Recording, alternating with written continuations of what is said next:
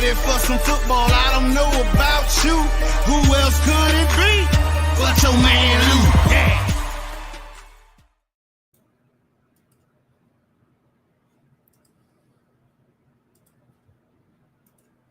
Who else could it be? Me, your man, Louie T. Welcome to Thursday Night Football Overtime. Rams, Super Bowl defending champion, Los Angeles Rams, hosting the Super Bowl favorite, Buffalo Bills, in what many perceive to be a Super Bowl preview, potentially.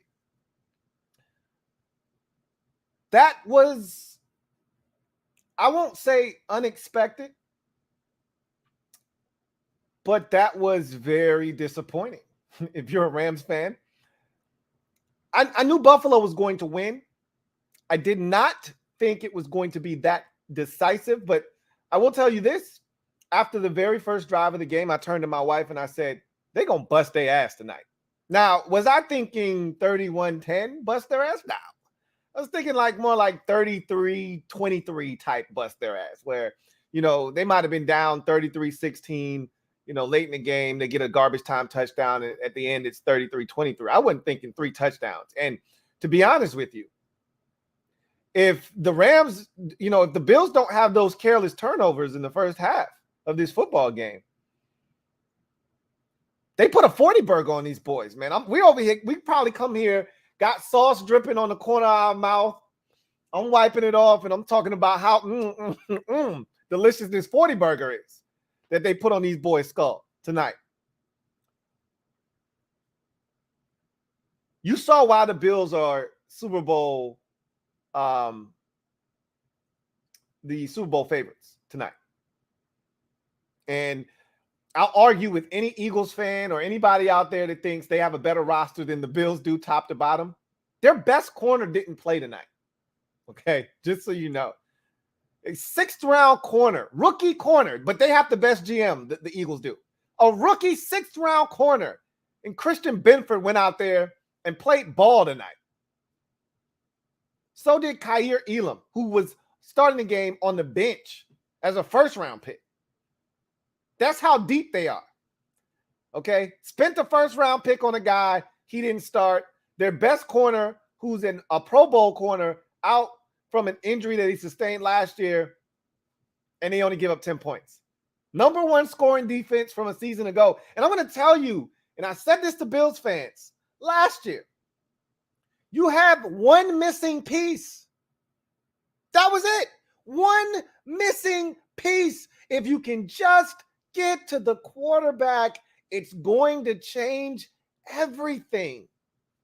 You weren't giving up points last year. Until that damn Kansas City game, you were the best defense in football. Yards allowed, points allowed, number 1 and number 1. But the one thing I always said about the Bills is, man, they don't have a signature pass rusher. They don't have that guy that can close the show. It's a bunch of guys that are solid, but no one's dominant. That's why they paid Von Miller all that money. 2 sacks tonight. 7 sacks overall for the Bills tonight. And I think, tomorrow we'll talk more about this on the podcast. But one of the leftovers from this game is the amount of pressure Matthew Stafford was under in this game. He was battered and bruised. He left this game jersey bloodied up. He got beat up in this football game. He was sacked 7 times, and he was probably hit another 5 or 6 times when delivering the football.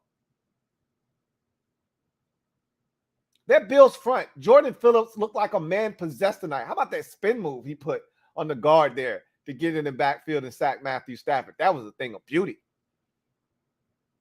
This Bills team is absolutely dangerous. And I've said this already. I picked the Broncos to win the Super Bowl because of the whole quarterback changing teams thing. But I told you guys, I'm not going to be shocked if it's the Buffalo Bills. If you put a gun to my head and said, you got to go with a team to win the Super Bowl, I'm telling you, I think it's Buffalo. But I still want to see what Russell Wilson looks like in that Denver Broncos uniform with all that talent around him. And I think they have a chance to have a solid defense. It's not Buffalo's defense, not with Von Miller out there, but they're not too shabby themselves. Bradley Chubb is healthy. We'll see what happens. We'll get to see them on Monday night, but this was as impressive as it gets. And I'd be lying to you if I said I was surprised. I'm less surprised by Buffalo's performance, more disappointed by the Rams' performance. But I'll tell you this.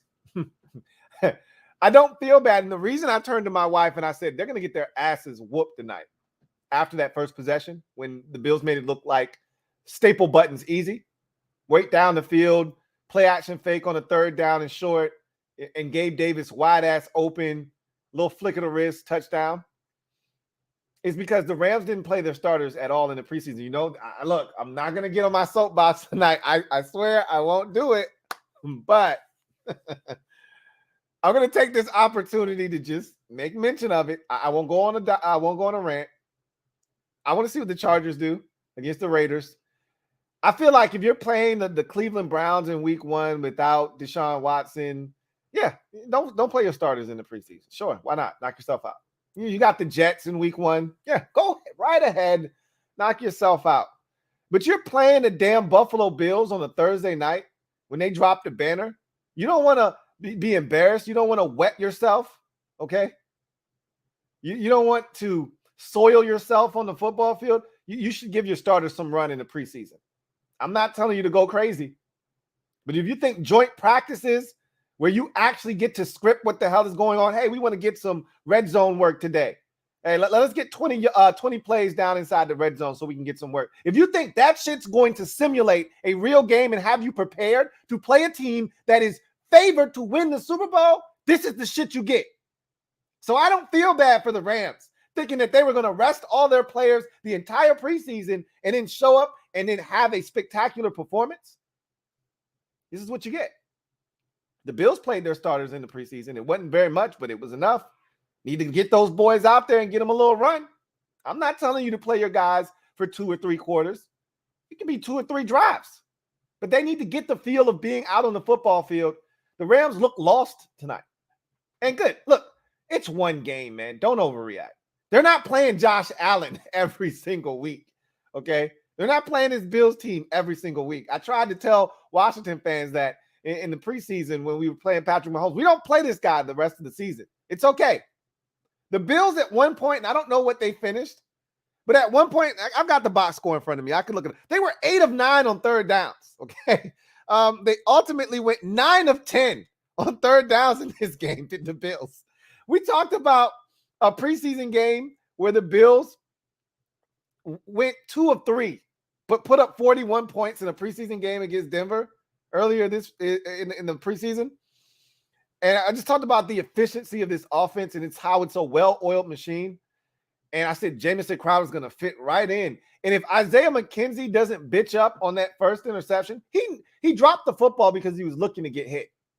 He saw the linebacker. He knew he was going to get hit, and he made a business decision. If that doesn't happen, this thing might have gotten out of control a lot sooner. And he made up for it later on in the game with the touchdown, the go-ahead score, the first touchdown of the second half. But they got weapons for days. One of the guys that they think they're going to get some good production from fumbled, and they put his ass on the bench in James Cook. And eventually that young fella's going to be a problem. I thought Devin Singletary looked outstanding tonight. I thought Zach Moss, even though he fumbled late in the ball game, looked outstanding tonight. We already know what Gabe Davis is. We already know what Stephon Diggs is.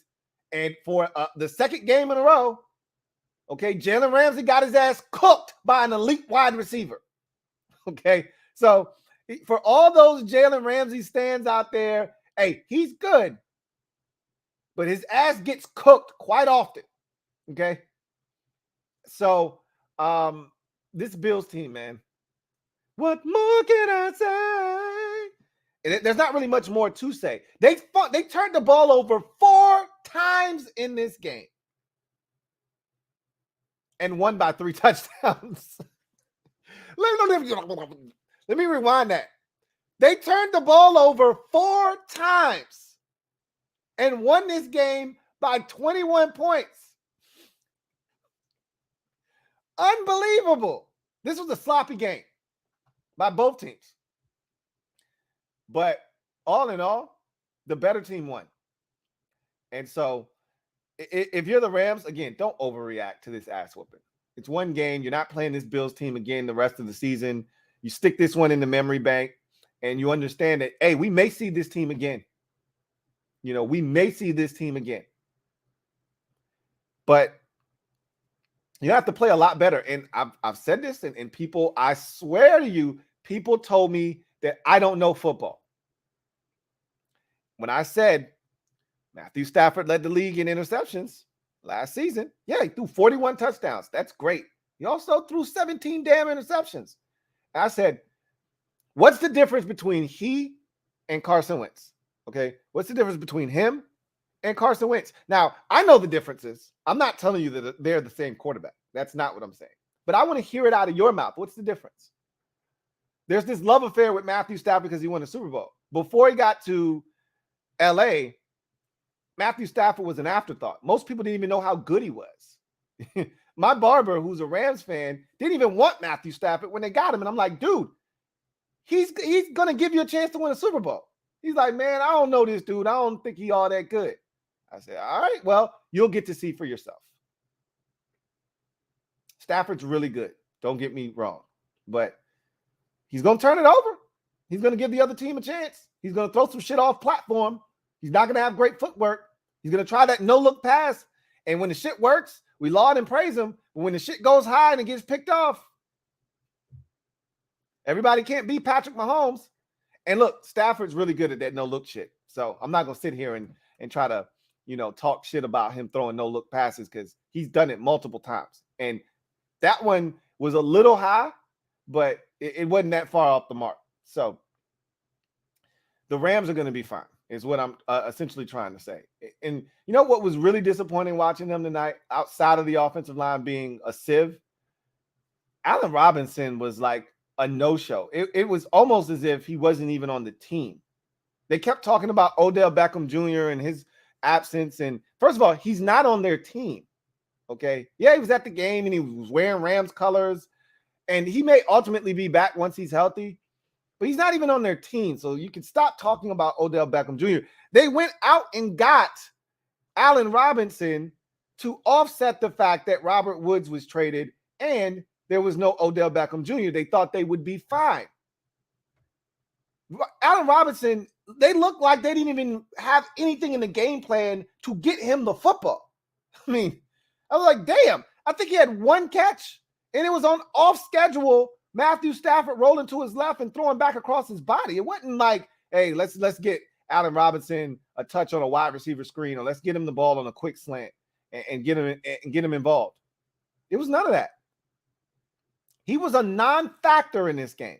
They've got to do better. They want to talk about, man, there's nobody out there to help Cooper Kupp. There's Allen Robinson standing right there. Use him. Use him. Find a way to get him the football. That was a joke tonight. All in all, they're going to miss Von Miller, which is why they traded for him. They need more pressure. It can't just be Aaron Donald. Gumby didn't have a good game tonight. He was non-existent. I thought that the linebacker Bobby Wagner was fine. At the end of the day, that Bills offense, as I said at the top of the show, well-oiled machine. There's not going to be many teams in the league that are going to be able to stop them. So you feel bad about 9 for 10 on third downs. Like that's terrible, But Josh Allen got in his bag and he started running the football, stiff-arming DBs like they were little boys out there, sunning dudes, stretching the ball over the goal line for touchdowns. I mean, it's tough to stop, third downs when the quarterback's taking off and he's out here running dudes over like he's, Adrian Peterson and shit. It's tough. I get it. I'm just telling you right now, this Bills team, legit. And it's not just because of this game. It's because of the roster that they've constructed. It's because of the quarterback that's playing at a very, very high level. He had 2 interceptions tonight, and you could argue that there's no argument. The first one wasn't his fault. The second one, I thought he was a little bit late and behind Jamison Crowder on that throw that allowed Troy Hill to get back in there and make that play. It was a great play by Troy Hill, but I thought he was late on that football, and it was behind him. If he throws that football out in front of Crowder, it's not picked off. But the 2 picks, they were barely picks. Like, the first one shouldn't have been a pick. The second one, great individual play by Troy Hill, slightly off, but Josh Allen was freaking ridiculous tonight. How many incompletions did he have? Josh Allen had 5 incompletions on the night, 5 of them. 2 were interceptions. One of those interceptions was a flat-out drop. He was unreal. And he led the team in rushing to boot, just for shits and giggles. So almost 300 yards passing, 10 carries, 56 yards rushing. He was a man amongst boys. Stephon Diggs did Stephon Diggs things. 8 catches, $122. How many targets did he have? 9 targets, 8 catches, 122 yards in that big touchdown. Gabe Davis, a couple of big balls, 1 for a touchdown, 4 catches, 88 yards for him. Crowder is their new Cole Beasley, stick mover, 3rd and 6. He's the man for the job. 3 catches, 28 yards. Probably 2 out of those 3 catches were 3rd down chain movers. They got a guy for every single situation. So that defense, they came to play. The offense turned it over 4 times and still scored 31 points. That blows the mind. That boggles the mind. When you turn it over 4 times, and the Rams were generous as well. They turned it over at least 3 times. Stafford himself had 3 interceptions. I don't know if they had any fumbles on the night, but it doesn't matter. You turn it over 4 times, you're not supposed to score 31 points. And just for the record, I talked about LA being a front running town and that the fans would show up because the Rams won the Super Bowl. Well, Bills Mafia showed up tonight. And that's one of those fan bases that does travel well. They showed up and showed out. Odell Beckham Jr. tweeted out. He said, Bills Mafia. Damn. Meaning, hey, they in here heavy. Okay. And you can hear it on the TV. You can hear them. Yikes. Anyway, I digress. We're going to talk a lot more about this game tomorrow on the podcast. I'll save some for that. I'll save some for you guys as well out there watching. This was a total ass thrashing by the Buffalo Bills. And again, this thing could have been a lot worse if not for the turnovers. They were going in for points on 2 of these turnovers. So this was total domination by the part of the Buffalo Bills. And the part about that about this that's scary is they're just scratching the surface. I mean, James Cook was a non-factor tonight. Eventually they're going to work him into this offense, and he's going to be a problem. You saw the guys running the football. Zach Moss looked like rookie Zach Moss. Again, rookie season Zach Moss. He looked good tonight. He looks healthy despite the fumble. I thought Devin Singletary looked outstanding tonight. I'm a big Motor Singletary fan, and he looked fantastic. So that backfield looks like it's going to be problematic. Josh Allen being a part of the run game is problematic. The receivers, we already know how good they can be, right? Stephon Diggs, Gabe Davis, Jamison Crowder, Isaiah McKenzie. Okay. And Dawson Knox wasn't a factor tonight. Eventually, he's going to get involved. Defensively, Von Miller was spectacular.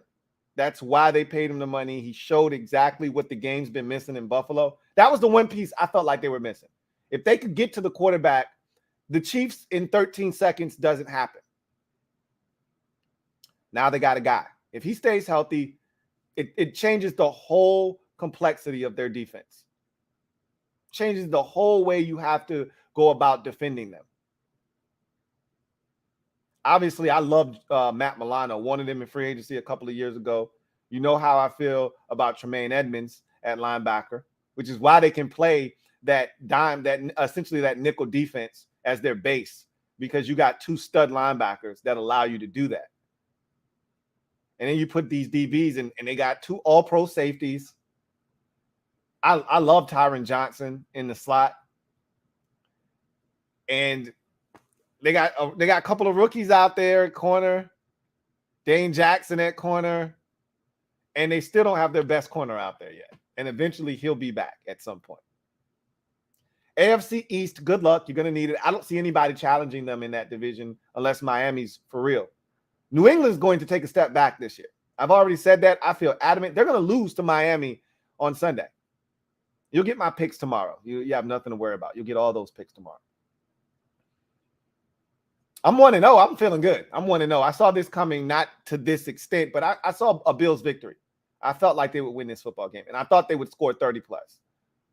I just thought the Rams would put up a little bit more resistance. But let's get to the comment section, see how you guys feel about this ass thrashing tonight. If you're out there and you want your comment read, you know what to do. Use the hashtag LouieTLive to have your comment read on the air. If it is pertinent, we'll get to it. If you want to jump to the front of the line, super chats are the way to do that. And so we start the night off with Juan Gotti talking sports. Thank you for the super chat. Greatly appreciate you. Thank you for being a member of the MOBB, who writes, Josh Allen, best QB in the league. SD is that dude. Yeah, I've been saying this for a while now. Eventually, he's going to be that guy in the league, Josh Allen. You know, Mahomes isn't going away, but Mahomes isn't 6'5", 235 pounds. Like, there's just certain things that Josh Allen can do that Patrick Mahomes can run. He can't run like Josh Allen. And Mahomes does some spectacular things with the football. So does Josh Allen, okay? So does Josh Allen. So I don't think he's the best quarterback in the league yet. He'll have an opportunity to prove that this year, though, because I think he's going to be right in that MVP discussion. I truly do, especially if he can keep the turnovers down, because a lot of times the MVP is all about numbers. You can keep those interception numbers down. I think he's going to be right in that mix when it's all said and done.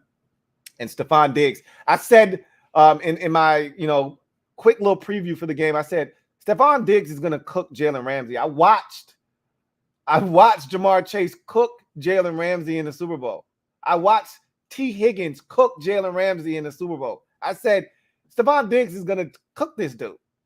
He's going to put his ass in the oven, turn it up to 400 degrees like Juvenile, and set his ass on fire. Well, Stephon Diggs did exactly that. Thank you for the super chat. Silver V, thank you for the super chat. Greatly appreciate you. My guy Silver V writes, Cam Akers and Sean McVay play calling along with Ramsey all were MIA tonight. Good Lord, Stafford, can you attempt to go for another receiver besides Kupp? Again, that was one of my biggest issues. Remember, Cam Akers is coming back from a soft tissue injury. He missed all of, essentially all of camp and all of the preseason with a soft tissue injury. Him and Henderson were out. So I don't think they really wanted to push Cam Akers too much tonight. He didn't play a lot. It was more so the Darrell Henderson show tonight. But McVay, he wasn't good tonight. And it's easy to say he wasn't good when, Stafford is under siege and he's throwing interceptions and the Bills are getting off the football field. But I think it's less of him not being good tonight, more of him not doing a good enough job of putting emphasis on getting other guys involved. Why not a jet sweep to Tutu Atwell just to get him a touch and give the Bills something to think about? You don't need to have ghost motion 80,000 times. And usually you're good for 2 or 3 jet sweeps in a game for Sean McVay. I'm shocked that we didn't see it not a single time tonight. That was very shocking to me. You want Tutu Atwell to be a part of the game plan. You want him to be a guy that is capable of hurting you.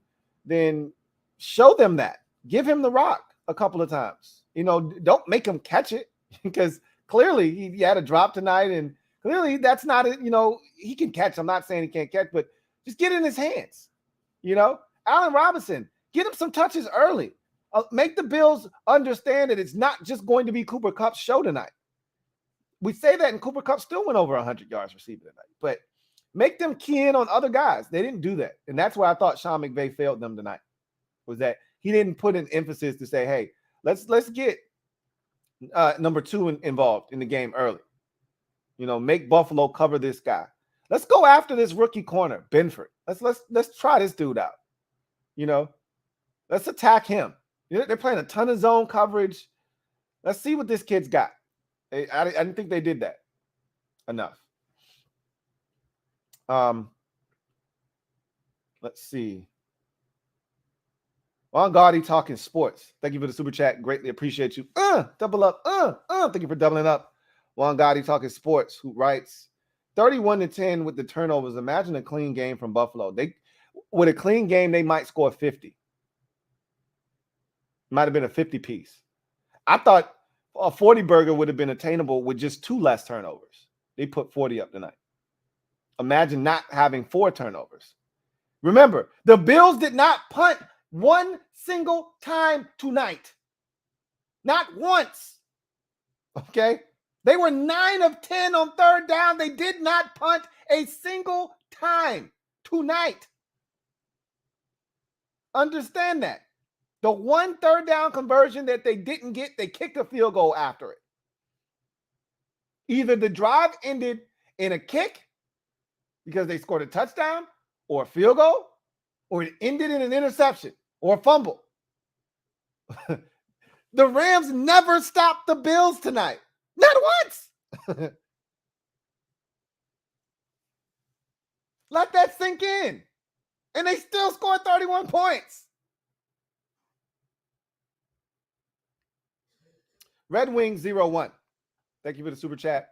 Greatly appreciate you. Red Wing 01 writes, Stafford needs a break. His shoulder ain't 100. So it was his elbow, wasn't his shoulder. You could blame it on the elbow if you want. I don't think that's what it was. I just think, first of all, he got his ass kicked tonight. That's number one. You got to give credit where credit is due. That Bills front was on his ass from the word go. It started with Von Miller, then it went to Jordan Phillips, and everybody got a piece. Everybody got them some of Matthew Stafford tonight. And I thought they did a really good job of collapsing the pocket. Felt like they did a really good job of getting their hands up. You saw Boogie Basham with the pick late. I just thought they did a really good job of, even when Stafford got rid of it, clobbering his ass, letting him feel him. Like, look, we're going to be here all day, bro. You might have got the pass off, but you're going to feel it. He'll be sore tomorrow. That's for sure. Red Wings 01. Thank you for the super chat. Greatly appreciate you. Double up. Thank you for doubling up. Who writes, also, I said it before, but the Bills are the truth. Indeed, they are. Indeed, they are. And that's why they're the Super Bowl favorites. That's not by accident. That's not a fluke, folks. They would have been in the Super Bowl had it not been for the final 13 seconds of that damn Chiefs game. And then subsequently losing the toss. Because had they won the toss in overtime, they would have did the same thing the Chiefs did. Went right down the field, boat raced them, and scored a touchdown. It just so happens that the defense couldn't get a stop in 13 seconds, allowed them to get in the field goal range, tie the game up. And then they lost the toss, and then you knew these boys were gassed, and they couldn't stop Mahomes in the final 2-3 minutes of the game. So you knew it was just going to be a continuation in overtime. If that doesn't occur, they're going to beat the Bengals the following week in Buffalo. They're going to be playing this Rams team for the right to call themselves Super Bowl champions. And after watching that Super Bowl, they probably beat the Rams in that game. So this Bills team, man, I'm not saying, I'm just saying if they can find a way to stay out of their own way, that's their worst enemy is themselves. When they lose football games, a lot of times it's not because of what the opposition did. It's because they didn't get out of their own damn way. They turned it over. You saw what they did tonight. The turnovers were really, really, to me, careless mistakes. Careless mistakes that you can't make against teams that are going to play you better than the Rams played you tonight. And if they're serious about winning the Super Bowl, they need to be 14-3, 13-4. Don't mess around and be 12-5 and be a 3 seed and have to travel to Kansas City again. Have to travel somewhere else to play in an AFC championship game. Or hell, even a divisional round game. Like, get your shit together, Buffalo. You're good enough to do this and take it all away. Make it count in the regular season so that you set yourself up for success. There's only one bye week. Go grab it. Anyway, the Bills are definitely legit. Fat Boy V, thank you for the super chat. Greatly appreciate you. Fat Boy V writes, Matt was too fixated on Cup, looked one-dimensional, play calling was lackluster. Jay, the Diggs connection looks sharp. Better teams will capitalize on turnovers. I agree. Everything that you said, spot on. Is he fixated on Cup? Yeah, that's what elite quarterbacks do with guys that they have a ridiculous connection with. When Aaron Rodgers was in Green Bay with Devontae Adams, it was nothing for Devontae Adams to have 104 catches. Why? Because I'm going to force feed my guy to football. That's what you do when you got a mismatch, when you got a guy that you're just ridiculously in sync with, you take advantage of it. That's what they do in LA, and they do it well. Cooper Kupp is a machine. When he's not catching it, he's drawing penalties like he did tonight. So I don't mind him being fixated on him, but this isn't out of necessity. Like this is why you went out and you got Allen Robinson so that you didn't have to force feed the ball to Cooper Kupp. This is why you went and got him. I understand Van Jefferson didn't play tonight, and you had to rely a little bit more on Ben Skoranek and Tutu Atwell than you would like to. I understand that. But guess what? That's why you have Allen Robinson. Get him the football. And yeah, Josh Allen to Diggs, that's one of the premier connections in the league right now. It's legit. Over 100 receptions each of the last 2 seasons. They're in the zone together. Double-digit touchdowns each of the last 2 seasons.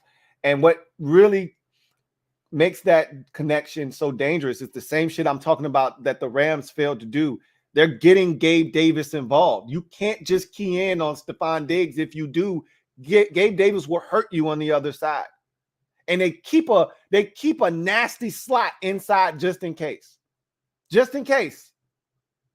One of those two on the outside don't make it home tonight. Josh Allen's got somewhere to go with that football. Whether it was Cole Beasley, every now and again is Isaiah McKenzie, but now they got Jamison Crowder, excuse me. They're going to continue to hurt you. And it's a nasty combination out there that they got going in Buffalo. And you're right. Better teams are going to capitalize on those turnovers.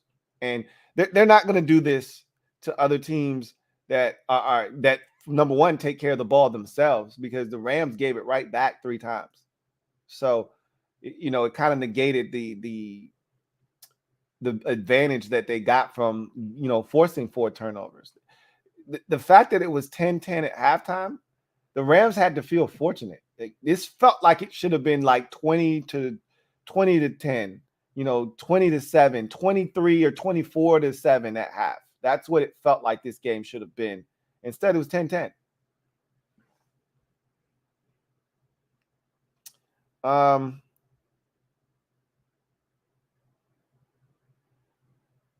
Let's see.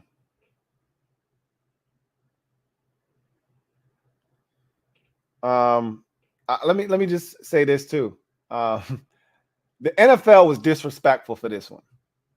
I win a Super Bowl. Don't give me the damn Buffalo Bills, a team like that, a caliber of the Buffalo Bills on that Thursday night. Man, give me a damn layup, man. Don't embarrass me like this. I understand it's about ratings and you want to come out with a bang like you did last year, Dallas and Tampa Bay. That's cool. Don't give me the damn Buffalo Bills when I drop the banner, man. This should have been you want to give me a team with a name? Give me the Patriots. I'll bust their ass on this ring night. Give me the Patriots. Don't give me the Bills, man. Give me the Jets. I know nobody wants to see the Jets, so you shouldn't do that. Give me the Patriots then. Don't give me the damn Buffalo Bills. That was low down dirty by the NFL. They set these boys up for a damn massacre is what they did. Anyway, my guy, John Livingston. Thank you for the super chat. Greatly appreciate you. My guy, J.L. Smooth. Thank you for being a member of the MOBB. My guy, 105.3 J.L. Smooth writes, let's effing go, Lou. Bills Mafia, stand up. This D-line is going to be a mother effing problem.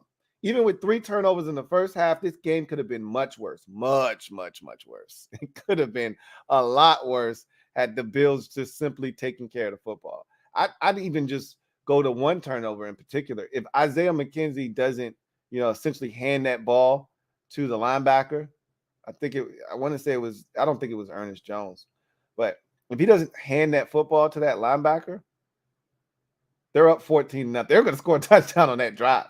Okay. And if it's 14-0 with the way the Bills defensively were playing early in that football game, this thing, because again, let me remind you in case you forgot and you didn't hear me the first time I said it or the second time I said it or the third, they did not stop the Bills tonight. They did not force a single punt. Okay. The Bills were 9 of 10 on third downs in this football game. So again, they weren't going to stop them. They had no answers, 0. So if Isaiah McKenzie doesn't muff that thing right to the linebacker, this thing probably would have been 20 some odd points to 7 or 10 at halftime. And this would have been well on the way to being a true ass whooping. I'm talking about, yellow tape, chalk outlines, forensic unit vans outside. This would have gotten really ugly and messy. Okay. But instead, we don't need all of that. We'll just send a couple of the K9 units, try to find out where the hell Allen Robinson went. Where did the creativity for Sean McVay, where did that go?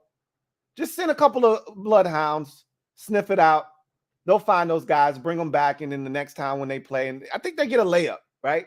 They said Atlanta coming to town. Like, that's the shit you need to give me opening night when I'm dropping the banners. Give me the damn Atlanta Falcons. You're not going to do that for the purposes of theater. You're not going to put the Atlanta Falcons on. I get it. Give me the Patriots then. The Patriots aren't beating me. Mac Jones and that offense, it's a joke. Let me get them on Thursday night to drop the banner. Don't give me the Bills. Man. That league was looking to get the Rams beat up.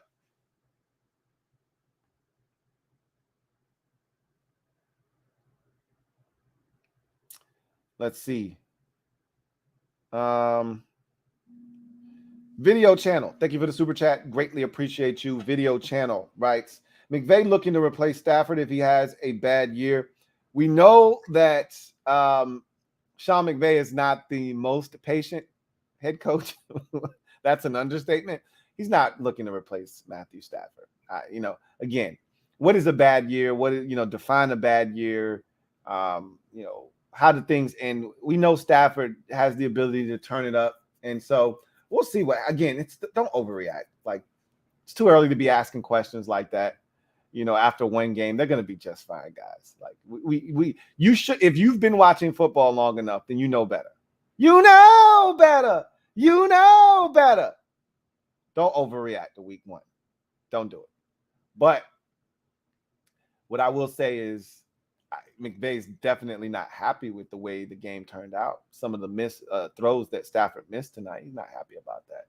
But he knows it's the reason he flipped on Goff so quickly is because Goff is a one-dimensional quarterback that doesn't really have what it takes to take a team to the next level. Goff is a play it safe type of quarterback, check it down underneath. He's an Alex Smith type. You can't go but so far with those type of guys. I mean, it was a miracle that they made it to the Super Bowl with him, that one year. But there was a lot of Todd Gurley catching the football out of the backfield and making it happen. And he needed a guy that could push the football vertically, make some big boy throws. And that's what Stafford can do. He's not looking to bail on Stafford. Even if Stafford has a down year, I don't think he's looking to bail Let's see. Bloodshot Sports, thank you for the super chat. Greatly appreciate you. Bloodshot Sports writes, hey, Lou, do we run the same D scheme as Buffalo? I know we don't have the same personnel. It's very similar. Very, very similar. Remember, Sean McDermott came from the Ron Rivera, I don't want to call it the Ron Rivera tree, but he was his defensive coordinator. They have the same defensive principles. And yes, we run a 4-2-5 just like the Buffalo Bills do. So yes, our schemes are very, very similar. And as you mentioned and put it so eloquently, we do not have similar personnel to the Buffalo Bills. So everything that we've done to this point, we've tried to mimic Buffalo. Ron hasn't, essentially said it, but he said it without saying it. He's talked a number of times about how the Bills have done it, wanting to find a Josh Allen, wanting to build the defense and have them play that kind of football. Everything that he's done has been Buffalo Bills-esque, if you ask me. And we don't have the same, we don't have the same GM. We don't have the same parts. And we don't have Josh Allen at quarterback. So, yeah. It was funny. Chris Collinsworth, I know a lot of you can't stand him. And he says some things sometimes that just annoys me. And one of the things he just said is, at the end of this game, did the Buffalo Bills just produce a blueprint for the rest of the league? Are teams going to copy what I was about to start yelling. I don't need to get that upset about this. You can't just copy something someone else does if you don't have their personnel. Like you can't just, are teams going to just rush four? Yeah, you can rush four when Von Miller's one of your four. Does every team in the league have Von Miller? Does every team have a 310-pound defensive tackle busting out spin moves and getting to the quarterback like Jordan Phillips was tonight? If you do, then yeah, go ahead. Rush forward, don't blitz, and play coverage on the back end with 7 dudes. Yeah, that's a winning recipe. Every defensive coordinator wants to do that. Genius. It's not that simple. And oh, by the way, the Bills have 2 all-pro safeties. They have 2 excellent linebackers. Everybody's not walking around with a Matt Milano and Tremaine Edmonds at linebacker and a Jordan Poyer and a Micah Hyde at safety. Get real. Metaphor, thank you for the super chat. Greatly appreciate you. Thank you for being a member of the MOBB, my guy. Metaphor writes, Settle was a non-factor. I'll take Mathis.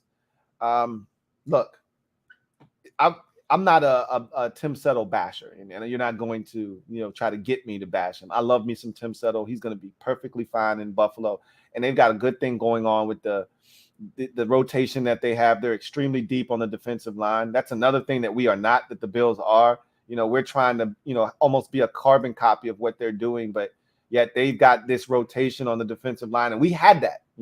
We had that with Tim Settle and Matthew Ioannidis, and now we don't have that. Okay, we're over here begging for Darian Mathis to not be out with an ankle sprain because we have essentially nothing behind him other than Daniel Wise. So, yeah, we don't even come close on that defensive line with the depth. They got Daquan Jones, and they got Jordan Phillips, and they got Tim Settle, and they got Ed Oliver. I mean, they're really deep on that defensive line. So, Tim Settle is fine. It's fine. Joe Rockhead J, thank you for the super chat. Greatly appreciate you. Thank you for being a member of the MOBB. My guy Joe Rockhead J writes, how you be, Lou? It's good with you, Joe Rockhead. Says the Bills played their first game of the season. The Rams played their first preseason game of the season. That explains the on-the-field play and the play calling. I would love to just use that as the excuse, but look, as much as I want to pile on and destroy the Rams for not playing their players, and they were one of the first teams to really adopt that philosophy of after preseason, we'll just use joint practices to get all our work in, and we won't bother with the preseason. They were one of the first teams to really adopt that. And then, the coach for the Chargers came from LA with the Rams and Sean McVay. And so that's his philosophy as well. Like, I'm not putting my guys at risk, get this joint practice work in and keep it pushing. And look, The Chargers beat Washington last year. It wasn't pretty. They turned it over. It was sloppy, but they won the game. And the Bills, or excuse me, the Rams won the game, won, their first game of the season last year. And so I'm not going to sit here and make it out to be this big ordeal because teams have won with, and haven't gotten off the slow starts. It's easy to pick the low-hanging fruit when it's there to be gotten, and had. I'm going to pick it, obviously, because that's one of the hills that I continue to say that I'm going to die on. But at the end of the day, they just got beat up tonight. We could sit here and talk about lack of, preseason reps and things of that nature. I'm a proponent of it, and I think they should have put their players out there, but they got their asses whooped, not because they didn't play in the preseason. They got their asses whooped because they played a team that was just flat out better than them. Period. End of discussion. Okay? They got beat by a better team tonight. Too good. Thank you for the super chat. Greatly appreciate you. Too good writes, wish Brandon Beane was my GM. He sure knows how to construct a roster. He just gets it. My favorite and best GM in the league easily. This is what I've been saying, but you get pushback from Eagle fans that probably don't even watch the rest of the league. I had one Eagles fan ask me, who is Brandon Beane? And I said, okay, I'm done talking to you. That's the kind of dude you run into at the barbershop. That's that barbershop conversation that I try to stay out of. When a dude asks me who, and again, we were having a conversation about this at the barbershop. When you're advanced in your football knowledge or any sport, if you're a basketball head, if you're a baseball guy, whatever the case may be, I always stay in my lane. I pick my conversations to jump in and dip my toe in. And when I know it's next level shit and I'm not on that level, I stay out. Some dudes don't understand that concept though. And they want to, just because they're in the shop, they want to talk shop while they're in the shop. And this shit is way over your head and out of your league. And, with Eagles fans, if you know the other 31 GMs in the league and you think your guy's the best, okay, cool. But if you don't know the other GMs, you don't know what other teams are doing, and you just watch your team and you think your guy's the best because that's all you know, zip it before I break your head. Okay? That's all I have to say about that. Is Brandon Beane easily to me is the best GM in football. And I think there are other guys that I would put in front of Howie Roseman, but Brandon Beane for sure, without a doubt. This roster is ironclad. It's ironclad. Especially with the addition of Von Miller. Brian Norfleet, thank you for the super chat. Greatly appreciate you. Thank you for being a member of the MOBB, who writes, hey, Lou. What's up, Brian? Hopefully Chase picked up some of Von's pass rush moves. He looked young, spry, and quick tonight. When Von Miller is healthy, there aren't many that are better. His second sack was my favorite of the night because the first one was just pure power, and this is what the young fellas fail to understand. And I talk about this when I watch pass rushers, when we're evaluating guys for the draft, and I talk about this all the time. A lot of times guys don't come to the NFL from the collegiate ranks with a plan. They're out muscling guys. They're out quicking them. They're just better athletes than the tackles that they see on most Saturdays. And so they're able to win with just pure athleticism and God-given ability. But when you get to the NFL, the guy across from you is just as talented, if not more athletically freakish than you are. And so now it becomes two things: hand usage and a mental game. And all Von Miller did on that first sack was he went with the speed the first 3 rushes of the game, and now this dude is looking for speed. So what does he do? He opens up a little too soon. He catches him flat-footed, on his heels, and boom, bull rushes him. Okay? And he couldn't anchor down. Sack. And I thought the second sack, though, was vintage Von Miller, pass rushing one-on-one at its finest. He gets chipped, goes around that chip. The tackle's waiting for him after the chip, and he slow plays him, gives him a hezzy, and then ducks right under the guy's attempt at getting his hands on him and gets to Matthew Stafford. And it wasn't a DeMarcus Ware dip, the way you're bending at a 45-degree angle. It was just a little shoulder dip. That was it. And that tackle went reaching for air. Just classic Von Miller. Quick little shoulder dip, turn, flatten to the quarterback, Not many can do it better than him when he's right. He looked good tonight.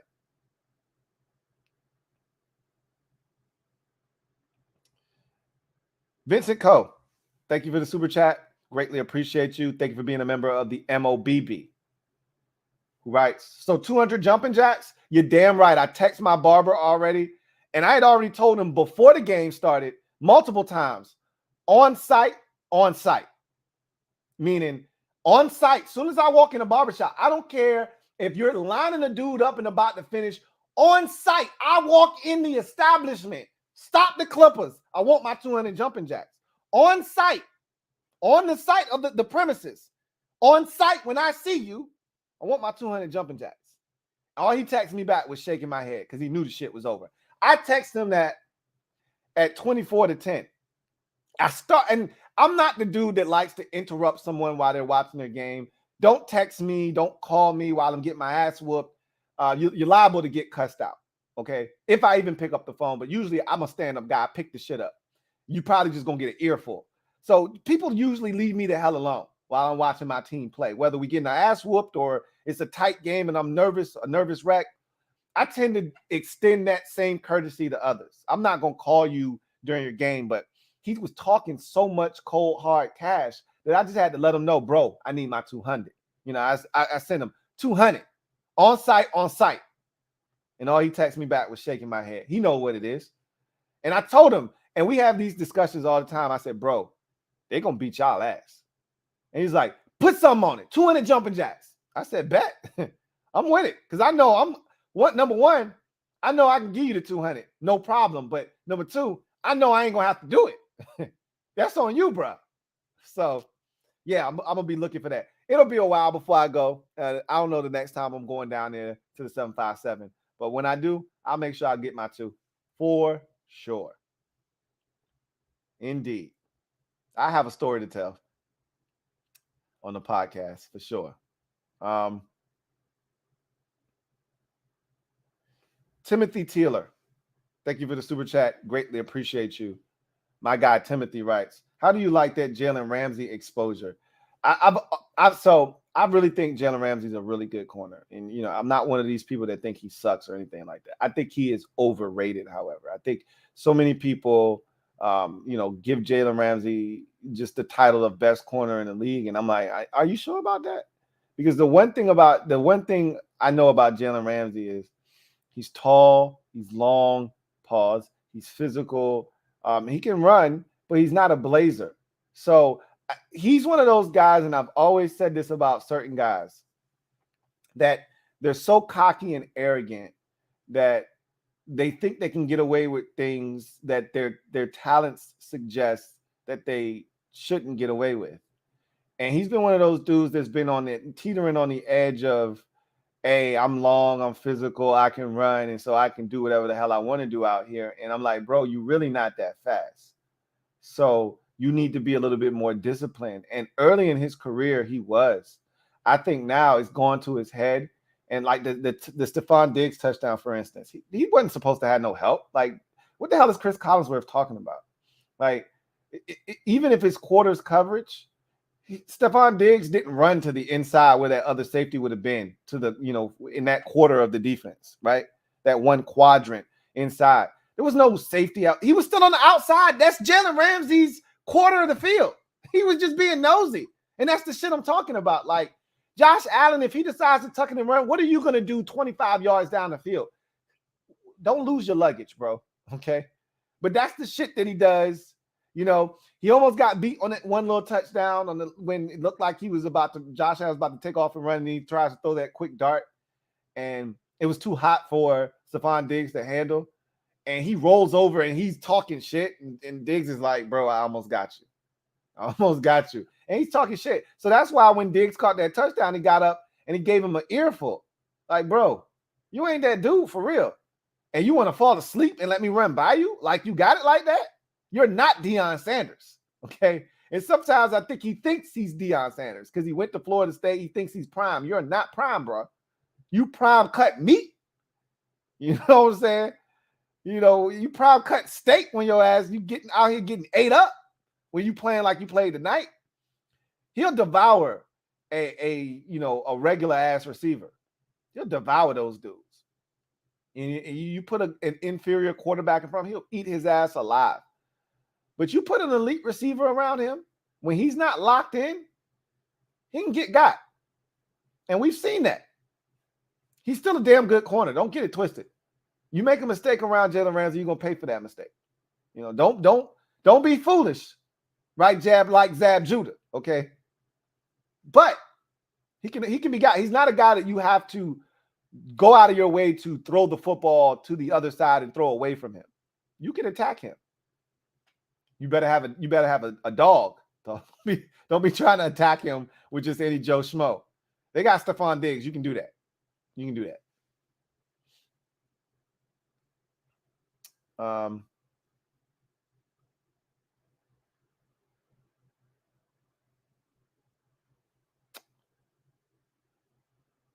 Let's see. Brandon Bean, thank you for the super chat. Greatly appreciate you. Brandon Bean writes, I have a suggestion for your fan base, Mr. Lou. I'm all ears. Brandon Bean. I'm all ears. Vincent Cole, thank you for the super chat. Greatly appreciate you. Double up. Thank you for doubling up. Vincent Cole, who writes, Prime Gilmore or Prime Ramsey or Prime Pat Pete? I would take Prime Pat Pete. Patrick Peterson in his prime was a pure man-to-man cover. Would go anywhere with you. I would take Patrick Peterson in his prime. Gilmore is cool, really good corner, but he could be had as well. Like, remember, Stephon Gilmore was good in Buffalo, but he wasn't great until he got to New England. And, he was good, but he wasn't Darrelle Revis. He wasn't one of those dudes. Like, Patrick Peterson is cut from the same cloth as a Darrelle Revis. Those dudes are unique. I don't think Jalen Ramsey is that dude. But I will say that since Raheem Morris has taken over, he's taken on a different role where they call it I don't think they call it him. They might call it star coverage. I don't remember what they call that position that he's playing. It's like a viper role where he's kind of just playing all over the football field. He's at safety, he's at corner, slot, out wide, a lot of zone, a lot of him blitzing and just being, a nuisance being around the football. And he likes that because he used to talk about being bored on the outside because quarterbacks wouldn't challenge him. And, he would kind of just fall into this lull. Now he's getting all the work he can ask for, and he's not responding to the challenge. So whatever the case may be, I don't know if he just needs to be put outside or just, hey, let me wipe out. And that's what the dogs do. That's what the Darrelle Revis is and the Patrick Peterson is. Just give me the best dude and let me take him out of the game. You worry about the other dudes. Stephon Diggs isn't going to have 9 targets and 8 catches for 122 yards on my watch. I'll take him out of the game and make Gabe Davis and Jamison Crowder and Isaiah McKenzie beat us today. If that's why if you're paying Jalen Ramsey, then that's what he should be doing when you play a team like Buffalo. Let me erase this dude. You feel confident with his ability to be in the slot? Wherever he goes, let me go with him. Anyway, I digress. Brandon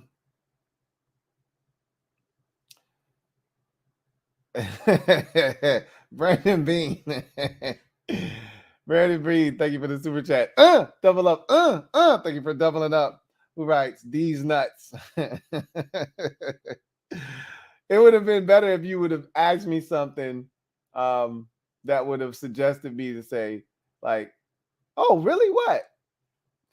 But I like the fact that you changed it up and you went Brandon Bean, because had it just been luck, then I would have been looking for it.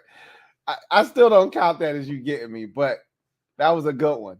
Now I'm on extra high alert. I just took it from orange to red. Oh, man. John Livingston, thank you for the super chat. Greatly appreciate you.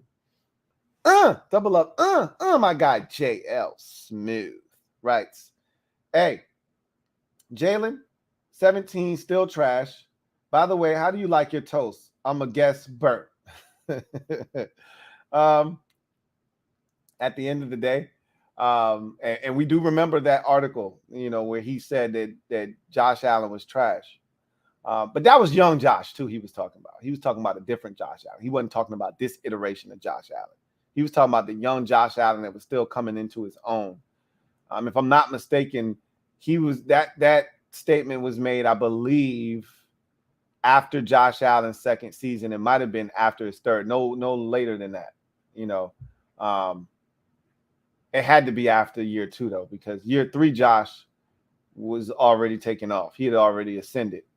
Year 3, Josh was in the MVP discussion. So whenever he said it, he was out of pocket. And don't worry. Don't think for 1 second Josh doesn't, remember that and doesn't use that every time that they play, a Jalen Ramsey, team. So trust me, Josh is definitely letting them know, hey, cooked your ass tonight. Let's see. What time is it? How long we been? We had an hour, so we got about a good maybe 10 minutes or so before we get out of here. So I'll see if I can take some of these hashtags. Damn, this is from my guy Reed. Damn, Lou. Bills were getting ready for this game and quoted our favorite water boy, Bobby Boucher. Time to open up some whoop ass. Indeed. Reese says, Sean McDermott looks like a drill instructor. I bet he calls Bills players filthy maggots when they screw up. Reese says, Cooper Kupp looks like a dude who grew as a giant dork but managed to get a hot girlfriend and now is semi-accepted by the cool kids. Hey, Cooper Kupp looked like a cool-ass dude. Like,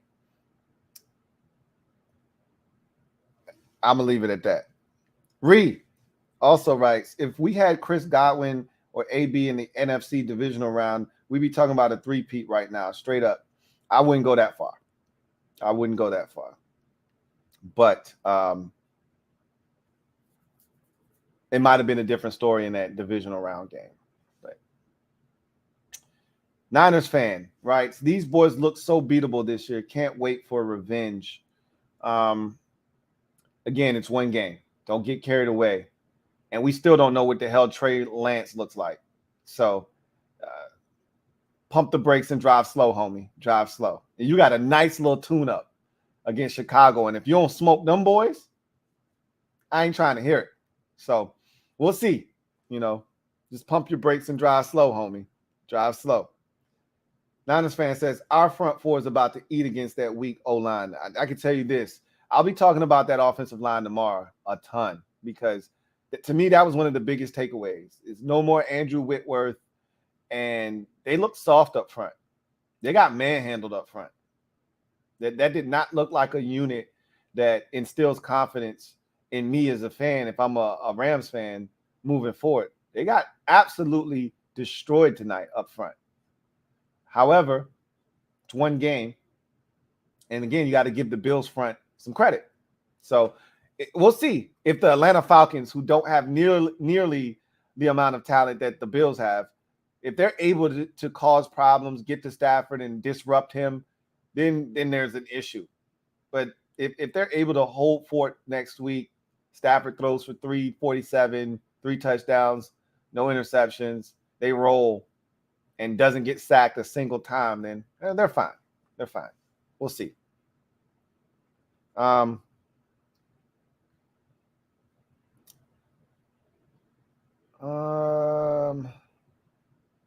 Buffalo pregame writes, I think we can safely say Super Bowl. You can say that, but don't put the horse before the cart. Buffalo pregame says, I actually picked the Rams to win. How could you? That's asinine. You really didn't think your Bills were going to win? That's crazy. Let's see. Buffalo pregame says, too many turnovers, though. Got to fix that. Absolutely. You won't win many games turning it over 4 times. That was an anomaly. This was a sloppy game on both sides, though. it looked like a week 1 contest. I will say this, despite the turnovers, it was relatively clean other than 7 turnovers, which you can't say it was relatively clean other than 7 turnovers, but I'm talking about from a penalty standpoint. This game was fast flowing and moved quickly. Like the first quarter was over and it was 8:53. Mind you, the game started at like 8:25, 8:30. First quarter was over in like 25 minutes or so, because it was, first of all, the first 20 pass attempts were all completions. One just happened to be an interception for Allen, and one happened to be an interception for Stafford. But all 20 pass attempts in the game to start were completions. So the clock never really stopped. And there weren't many penalties. It wasn't until, players started getting hurt in the second half, and then all the turnovers happened, and then it started to bog down a little bit. But this thing, I thought this thing was going to be over at like 11:15 at first, the way it was moving. Then you had a guy run on the field, so anyway, I digress. Dre, true statement, writes, "What up, Lou? Been a minute. Had to come listen to your breakdown. I hope all is well. Likewise with you and yours. Side note, I knew Buffalo would win. Didn't expect it like that either. I knew they were going to win the game. So I bet my barber. Again, I'm not one to bet, especially when I don't have a horse in the race or a dog in the fight. But I knew the Bills were going to win this game. Now, as I said at the top, and as you just said, I didn't expect it to be this lopsided. But I told you when I turned to my wife after the first possession and said, "Hey, they're going to bust their ass tonight." When, again, my definition of bust their ass wasn't 3 touchdown, victory. That never entered my mind. It was more like, this is a 2-score game, Bills up by like 13, maybe 16 late, and the Rams score a touchdown late to cut it to, a 9-10 point game, and that's the final score, whatever, 33-23, something like that. I never would have imagined they would have gotten their ass spanked like they did tonight. So anyway, Buffalo pregame writes, "Our second pick fumbled in his first carry, so our GM isn't perfect." You do realize that doesn't mean he's going to suck, right? just in case you aren't sure about that. And again, nobody's perfect, and that's not what I'm saying. Nobody's perfect, but what I am saying is there are a lot more hits than misses for Brandon Beane. And to me, he doesn't go in free agency very often and do a bunch of crazy stuff, but when he does, it's impactful. Trades doesn't do a ton of those either, but when he does, it's impactful. Like the Stephon Diggs, like they go for it. I know Bills fans have to be saying, "Man, we dodged a bullet," because they were going to trade for AB, if you guys remember that. And because they didn't trade for AB, because he pretty much nixed that trade by saying, "I don't want to go to Buffalo," that opened the door for them to trade for Stephon Diggs. Had they traded for AB, they wouldn't have been able to trade for Stephon Diggs. I'd say that worked out in their favor. Anyway. John Livingston, thank you for the super chat. Greatly appreciate you. My guy, J.L. Smooth, writes, "Can we give Christian Benford from Villanova his due? He beat out a first-round pick from Florida. He played well tonight. Elam will get better." And I definitely gave him some love. And you put me on to him in the preseason. And you kept telling me, "Yo, this Christian Benford, man, this 6th-round pick out of Villanova. Look out for him, Louie T. I'm trying to tell you, man. The guy's playing ball." And I said, "I'll check him out." And you were excited the other day we talked, and you were like, "Look, man, he's up. he's getting the start. He's getting the nod." And so they highlighted him. They talked about him, and he kept it relatively quiet over there, man. Nothing crazy out of him on his side of the field. They tried him on a 4th down. They tried to go his way at the end of the ball game, and he was like, "Man, get that weak shit out of here." So I'd say the young fella had a great debut. As you mentioned, Kaiir Elam is getting some run. He was out there as well, and he's only going to get better.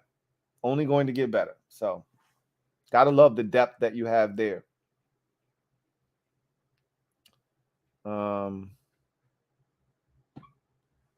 right, we'll take like one or two more comments and we'll get out of here. Let's see.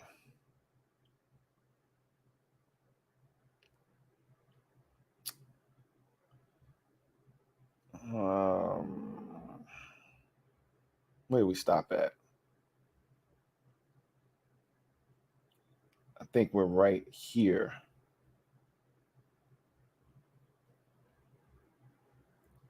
We're somewhere in here.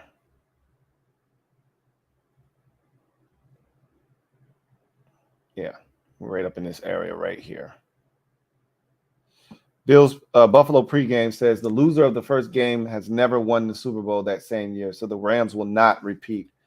There's a first time for everything. I didn't think they would repeat anyway, so that's not really saying much, but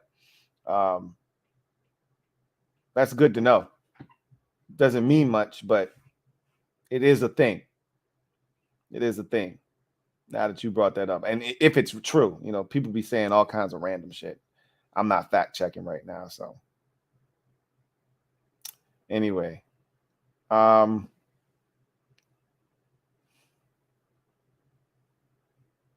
Craig, my guy Craig Smith writes, classic week 1 arse whooping. Lou, champs get lumped every year, Lou.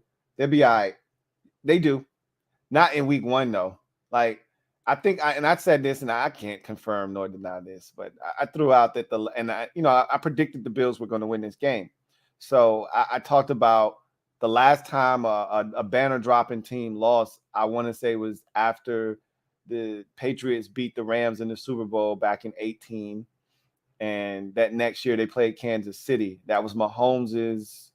So no, that was the year Mahomes's rookie season.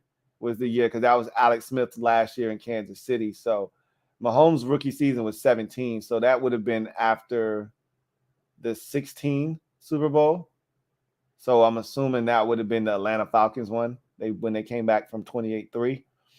And that next year was Mahomes' rookie season in 2017. And that was Kareem Hunt's rookie season. Because I remember Kareem Hunt had fumbled in that game, and he hadn't fumbled in his entire career at Toledo.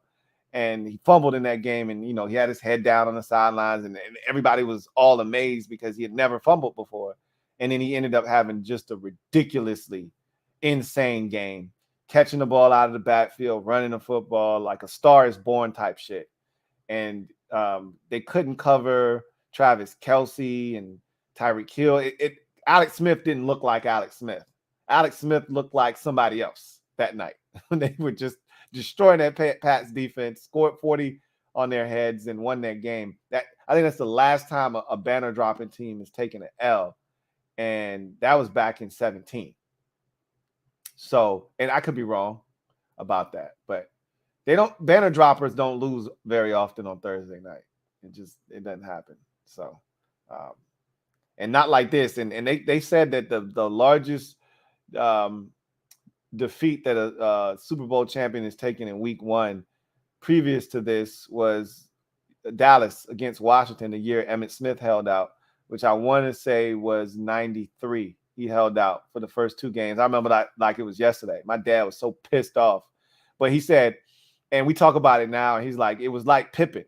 I remember, the year Pip was out because he decided to have surgery over the summer. And instead of having it, he decided to have surgery right at the end of summer instead of having it as soon as the season was over.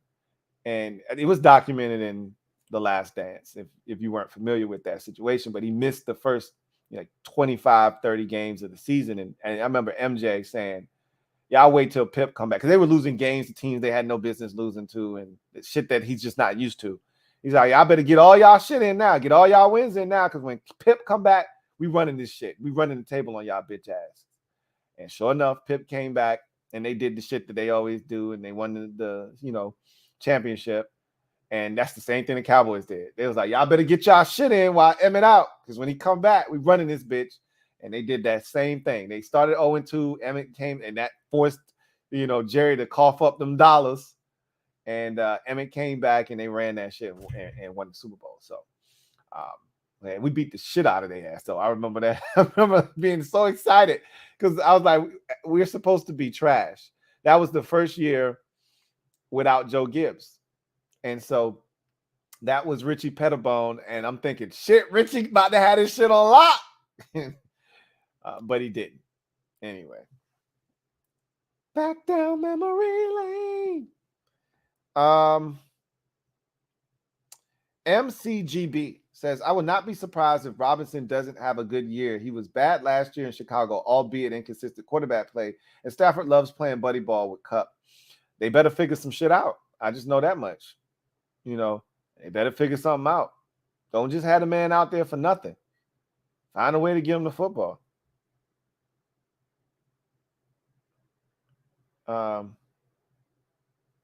Alex says, Stafford was more consistent than Wentz over his career with his first team. Eagles were just a much better run organization than the Lions. I don't disagree with anything you just said. Understand what I'm saying when I ask the question, what's the difference between the two? I understand that there's a difference, okay? I'm not saying that. I'm just saying for the people to try to act like Carson Wentz is just this terrible quarterback that I've heard people say he shouldn't even be in the league. When I hear that, I'm saying, okay, well, what's the difference between him and Matthew Stafford? Obviously, there is a difference. What I'm saying is that difference isn't as great as people try to make it out to be. And one guy just won a Super Bowl and the other's playing on his third franchise in 3 years. And all I'm saying is if he gets in a situation that's stable where, and he had to do some growing up. He's talked about that very candidly. Like, I was a kid from North Dakota. I never left North Dakota. And I come to Philadelphia, I'm wide-eyed, and all this stuff is going on. I wasn't ready for that shit. He's essentially admitting that, So, anyway, I digress. Stafford was definitely better with the Lions than Wentz was with the Eagles. I don't think that's even a debate. Take this last comment from my guy, John Livingston. Thank you for the super chat. JL Smooth, 105.3 JL Smooth writes. Disappointed they sat Shakir, but 1-0. Look, everybody can't get run, man. I know it ain't no fun if the homies can't have none. It would have been nice to see, Khalil Shakir get in there and get 2 or 3 grabs. I mean, at the end of the game, I was like, why is Josh? He ran the football after the last turnover when Boogie Basham went up there and you're up 31-10 with like maybe 4 or 5 minutes left in the game. I'm like, first of all, why is he still in the game? Why is he still in the game? And 2, why is he running the football? Okay, I've seen enough. Get him out of there. Like that should have been Case Keenum time. But anyway, I digress.